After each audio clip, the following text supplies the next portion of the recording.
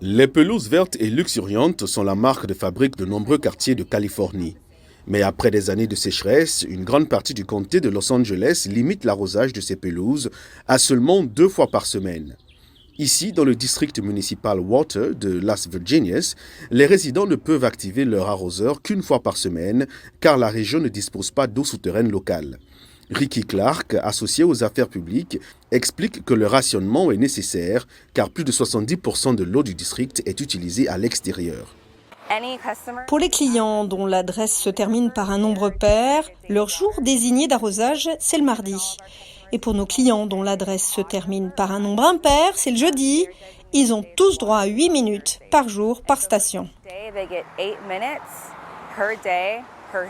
Le personnel du district fait respecter les règles en contrôlant qui arrose et quand. Les contrevenants reçoivent d'abord des avertissements, puis ils paient des pénalités. Si les infractions se poursuivent, leur approvisionnement est réduit à 1 gallon par minute. Kayson Gilmer, représentant du service clientèle du district, a mis au point le limiteur de débit. L'évier de la cuisine ne fera pas vraiment la différence lorsque le limiteur est en place. Dans la douche, par contre, on peut ressentir la différence. Vos douches ont généralement un débit de 2 gallons et demi par minute. Donc, le débit y est un peu plus faible. Mais vous pouvez toujours vous doucher. Vous pouvez toujours cuisiner. La vie intérieure est gérable avec ça. À l'extérieur, ce petit trou ne vous donnera pas assez de débit pour pouvoir mettre en marche votre système d'irrigation. Certaines personnes s'éloignent de l'arrosage extérieur systématique. Sarah Larivière a acheté sa première maison il y a 1 an avec l'idée de supprimer la pelouse verte existante et de créer son propre espace rempli de fleurs sauvages et de plantes indigènes tolérantes à la sécheresse.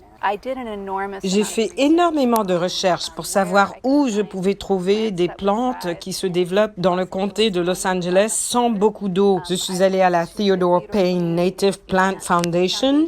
Ils ont une pépinière et des cours. J'ai suivi un cours pour comprendre comment arroser les plantes indigènes et j'ai passé beaucoup de temps à regarder les plantes indigènes là-bas.